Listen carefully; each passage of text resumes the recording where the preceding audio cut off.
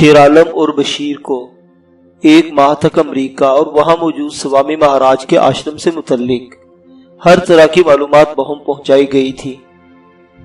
اس درمیان ان دونوں کے پاسپورٹوں پر ویزے لگ چکے تھے اور اب وہ قریباً 1.5 ماہ بعد امریکہ کے لیے عازم سفر تھے۔ انہیں کراچی سے فلائٹ لینی تھی۔ اس عرصے میں شیر عالم نے کبھی ایک لمحے کے لیے بھی گیتا نجلی کو فراموش نہیں کیا تھا۔ میجر کیانی نے ہر ممکن کوشش اس کی تلاش کے لیے جاری رکھی تھی۔ انہوں نے بطور خاص سرحدی علاقوں کے دونوں طرف اپنے ایجنٹوں کی ہدایت کی تھی کہ اگر ان کے پاس اس سلسلے میں کوئی بھی اطلاع آئے تو انہیں فوراً مطلع کریں، لیکن خدا جانے گیتا نجلی کو زمین کھا گئی یا آسمان نگل گیا تھا کہ اس کا کوئی سراغ ہی نہیں مل رہا تھا۔ میجر کیانی نے بالآخر نتیجہ اخذ کیا تھا کہ وہ خوفزدہ ہو کر روپوش ہو گئی ہے اور نہیں چاہتی کہ اس کے متعلق کسی کو علم ہو۔ اگر وہ اس کی تصاویر بھی اخبارات میں شائع کروا دیتے تو بھی وہ شاید ان سے رابطہ نہ کرتی۔ یوں بھی اب انہیں زیادہ فکر اس بات کی تھی کہ شیر عالم اور بشیر کو کسی طرح امریکہ میں موجود سوامی مہاراج کے آشرم میں گھس جائیں اور وہاں آنے جانے والے پاکستانی غداروں پر نظر رکھ سکیں۔ را نے غیر ممالک میں جاسوسی اور تخریب کاری کا جال پاکستان کے خلاف پھیلا رکھا تھا۔ اسے ننگا کرنا اب ان کے لیے ناگزیر ہو گیا تھا۔ وہ ایک پروفیشنل اور محب وطن انٹیلیجنس افسر تھا اور اپنی تربیت کے مطابق اس کی نظر ہمیشہ مقصد پر رہتی تھی۔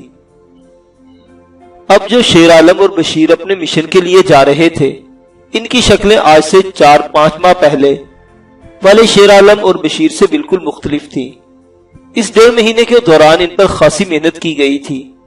پاکستان انٹیلیجنس کی ہر ممکن کوشش تھی کہ وہ دونوں کو آشرم میں ان کے شناسہ بھی نہ پہچان سکیں، اور اس سلسلے میں خاصی کامیابی حاصل ہو گئی تھی۔ دونوں دوسرے نام سے اور عام شہری کی حیثیت سے سفر کر رہے تھے۔ لاہور سے کراچی پہنچنے پر انہیں فلائٹ تبدیل کرنا تھی۔ لاہور سے جہاز اڑا اور دوپہر کو کراچی پہنچ گیا۔ ان کی فلائٹ چونکہ رات گئے روانہ ہوئی تھی، دونوں اس وقت شہر میں گھوم پھر کر وقت گزارنے کا ارادہ کر رہے تھے اور اپنا سامان لاکر میں رکھنے کے بعد ٹرمینل سے باہر ٹیکسی سٹینڈ کی طرف جا رہے تھے۔ ان کی نظروں کے سامنے ایئرپورٹ لاؤنج کی آگے کاریں رکی اور ان میں آنے والے اپنے مہمانوں کو سوار کرتے یا رخصت کر کے چلے جاتے۔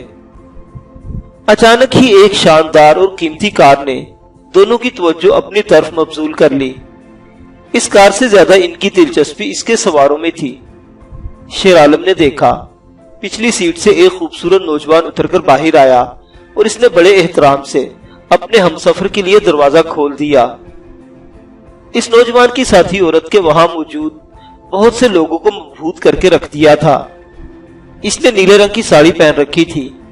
جب وہ وقار سے قدم بہ قدم چلتی لاؤنج کی طرف آ رہی تھی تو یوں دکھائی دیتا تھا جیسے آسمان سے اچانک کسی خوبصورت پری نے زمین پر چلنا شروع کر دیا ہو۔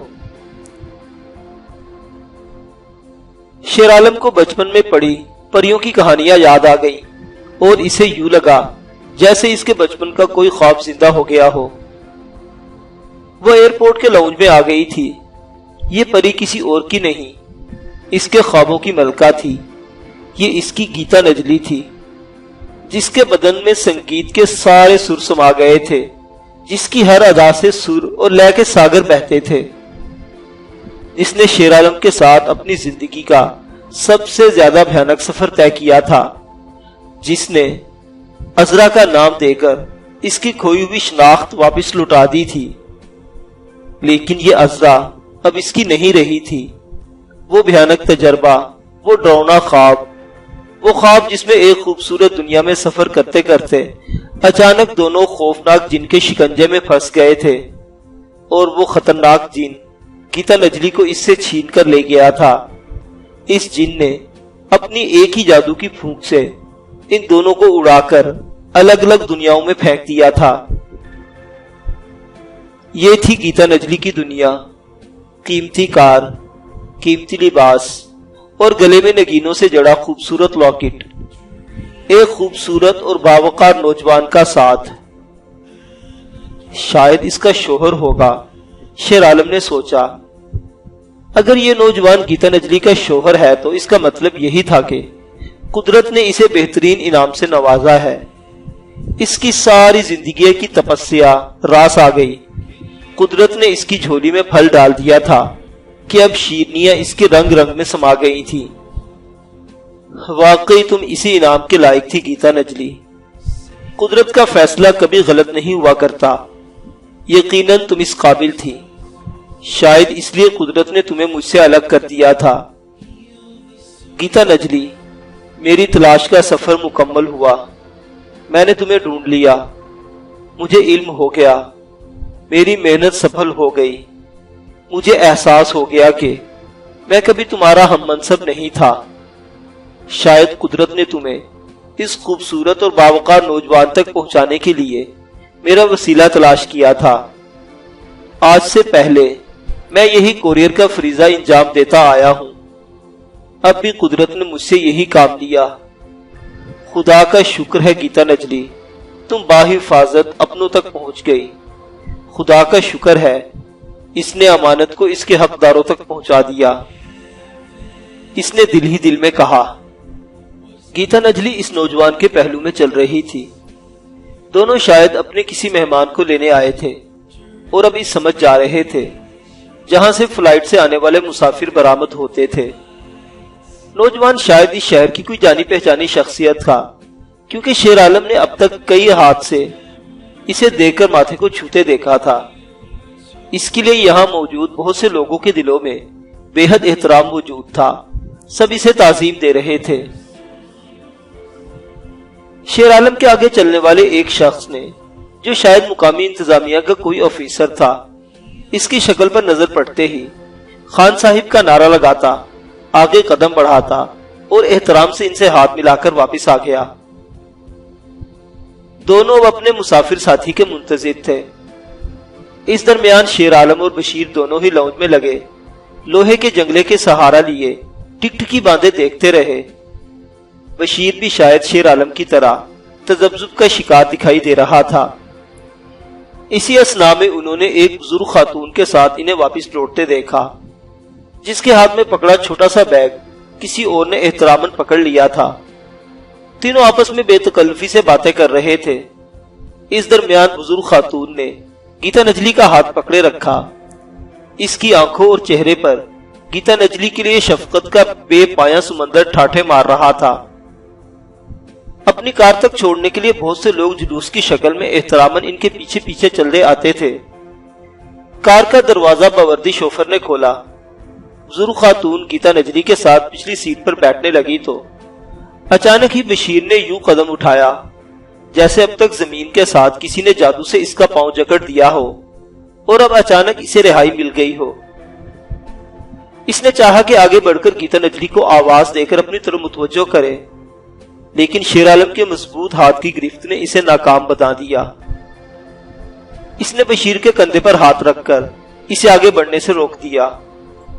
بشیر نے حیرت سے گردن گھما کر اس کی طرف دیکھا۔ کیا بات ہے، یہ گیتا نجلی ہے۔ عالمے، تمہاری گیتا نجلی ہے یہ؟ اس نے کہا۔ نہیں بشیرے، یہ گیتا نجلی تو ہے لیکن میری نہیں۔ میرا تو پہلے بھی اس پر کوئی دعویٰ نہیں تھا، جس کی تھی اس تک پہنچ گئی۔ بشیرے، ہم تو پانڈی لوگ ہیں، مال ادھر ادھر لانے اور لے جانے والے۔ ہمارا کام تو یہی ہے کہ امانت کو اس کے مالکوں تک پہنچا دیں۔ گیتا نجلی جن کے لیے تھی ان تک پہنچ گئی۔ شیر عالم یوں بڑبڑا رہا تھا جیسے کسی نے اسے اپنا ٹزم کر دیا ہو۔ عالمے، ہوش کر یار، وہ چلی جائے گی۔ اتنا کہہ کر بشیر نے چاہا کہ اس کا ہاتھ الگ کر کے آگے بڑھے، لیکن اس کے آگے بڑھنے سے پہلے گاڑی چل دی۔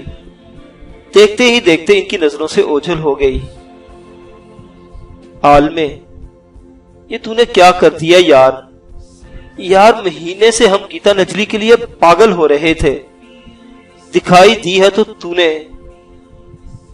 بشیرے، اب اس بات کو بھول جا، بس مجھے اطمینان ہو گیا ہے کہ گیتا نجلی محفوظ ہے، شاید اس کی شادی ہو گئی ہے۔ شیر عالم نے اس کی بات کاٹتے ہوئے کہا، ایک منٹ ٹھہرو۔ اتنا کہہ کر بشیر نے اچانک ہی اس آدمی کو اپنی جانب مخاطب کیا جو انہیں کار تک چھوڑنے کے بعد واپس آ رہا تھا۔ بھائی صاحب معاف کیجئے۔ جی، اس شخص نے جو ایئرپورٹ سٹاف کا کوئی بڑا آفیسر دکھائی دے رہا تھا اس کی طرف دیکھ کر کہا، دراصل ہم ایک مسئلے میں پھنس گئے ہیں۔ ہم نے ان صاحب کو کہیں دیکھا ہوا ہے، یاد نہیں آ رہا تھا۔ بشیر نے اسے کریدنا چاہا، آپ کیا اس شہر میں رہتے ہیں؟ اس شخص نے حیرانگی سے پوچھا، جی نہیں، ہم بزنس مین ہیں، اسلام آباد میں رہتے ہیں، یہاں آنا جانا لگا رہتا ہے، بشیر نے جواب دیا۔ برادر، یہ اس شہر کی بہت بڑی شخصیت ہے، بیرسٹر انور خان کو نہیں جانتے؟ وہ اپنی والدہ کو لینے آئے تھے۔ ان کی والدہ بھی یہاں کے مشہور کالج کی پرنسپل ہے، بڑی مشہور فیملی ہے، اس شخص نے تعارفی انداز میں بتایا۔ شاید خان صاحب کے ساتھ ان کی مسز تھی، بشیر نے اپنی دانش میں بڑے مہذب لہجے میں کہا۔ آپ کے خیال میں اور کون ہو سکتی ہے؟ میں نے آپ کو بتایا نہیں کہ یہ بہت معزز اور شریف لوگ ہیں؟ کمال ہے، آپ عجیب آدمی ہیں۔ اس شخص کو شاید انور خان سے متعلق ان کی جستجو ایک آنکھ نہیں بھائی تھی، خصوصاً آخری سوال پر تو اسے غصہ آ گیا۔ تم برا مت مانیے جناب، ہمیں غلط فہمی ہوئی، یہ وہ صاحب نہیں جنہیں ہم تلاش کر رہے ہیں۔ شیر عالم نے معاملہ ٹھنڈا کرنے کے لیے مداخلت کی اور بشیر کا ہاتھ پکڑ کر ایک طرف لے گیا۔ آ جاتے ہیں منہ اٹھا کر، گدھے کہیں کے۔ وہی شخص بڑبڑایا اور دوسری طرف چل دیا۔ بشیرے، اتنا کافی ہے، میرے خیال میں ہمیں اب اور جستجو نہیں کرنی چاہیے، شیر عالم نے ایک طرف لے جاتے ہوئے کہا۔ عالم، یا تجھے غلط فہمی بھی ہو سکتی ہے، ممکن ہے اس نے شادی نہ کی ہو، ممکن ہے کہ وہ اس خاندان کے پاس پناہ حاصل کر کے ایک گھریلو ممبر کی حیثیت سے رہ رہی ہو۔ بشیرہ ابھی تک نا امید نہیں ہوا تھا۔ بشیرے میرے بھائی، تو میری بات کو سمجھنے کی کوشش کیوں نہیں کرتا؟ مجھے گیتا نجلی سے شادی نہیں کرنی، میری پریشانی اس کی سلامتی تک تھی۔ یہ بات تو ثابت ہے کہ وہ نوجوان اس کے ساتھ ایک گھر میں رہتا ہے، اگر اس نے شادی نہیں بھی کی تو خدا سے میری یہی دعا ہوگی کہ اس کی شادی اس نوجوان سے ہو جائے۔ بشیرے، تم اس کی عظمت کو سمجھنے کی کوشش کیوں نہیں کرتے؟ اس نے درندوں کے درمیان اپنے ایمان کو سلامت رکھا اور اس امید پر زندہ رہی کہ اپنے اصل کی طرف لوٹے گی۔ آج قدرت نے اسے یہ موقع دیا ہے اور اب قدرت اسے اس کی ریاستوں کا پھل دینے والی ہے، تو ہم کون ہوتے ہیں کہ درمیان میں کود پڑے؟ نہیں بشیرے، یہ زیادتی ہوگی۔ اگر اللہ تعالیٰ نے اسے کسی بڑے انعام سے نوازنے کا فیصلہ کر لیا ہے تو تم اسے محروم رکھنے والے کون ہوتے ہو؟ بشیر کو سمجھ نہیں آ رہی تھی کہ شیر عالم کا کیا علاج کرے۔ اسے تو یوں دکھائی دے رہا تھا جیسے شیر عالم کا دماغ ہی خراب ہو گیا ہو۔ ایسا بیوقوف شخص اس نے آج تک نہیں دیکھا تھا۔ عالمے، تمہارے حواس تو قائم ہے نا؟ میرے یار، یہ قربانی وغیرہ کے چکر میں نہ پڑو ساری زندگی۔ بشیرے، اگر تم میرے دوست ہو تو دوبارہ اس موضوع پر بات نہ کرنا، میری یہ درخواست ہے۔ شیر عالم نے اس کی بات کاٹتے ہوئے فیصلہ کن لہجے میں کہا۔ اس کے چہرے کی سنجیدگی اس کے ارادے کی مضبوطی کی غماز تھی۔ شیر عالم اس کی توقعات سے بڑھ کر عجیب ثابت ہوا تھا۔ اس کی شخصیت کے یوں تو کئی پہلو تھے، لیکن یہ پہلو بشیر کے لیے بڑا چونکا دینے والا تھا۔ اس نے اس نوعیت کی جذباتی قربانیوں کی کہانیاں ناولوں وغیرہ میں پڑھی تھی یا شاید فلموں میں دیکھی تھی۔ اس کا عملی مظاہرہ آج زندگی میں پہلی مرتبہ ہوا تھا۔ شیر عالم کی طرف دیکھ کر اس نے احتراماً نظریں جھکا لی اور ٹیکسی سٹینڈ کی طرف چلنے لگا۔ دونوں ایک ٹیکسی کے ذریعے صدر میں آ گئے تھے۔ شام تک کا وقت انہوں نے یہیں گھومنے پھرنے میں گزارا، پھر سمندر کنارے ٹہلتے رہے اور مقررہ وقت سے پہلے واپس ایئرپورٹ پہنچ گئے۔ رات کے آخری پہر میں وہ PIA کی ایک پرواز کے ذریعے نیو یارک کی طرف عازم سفر تھے۔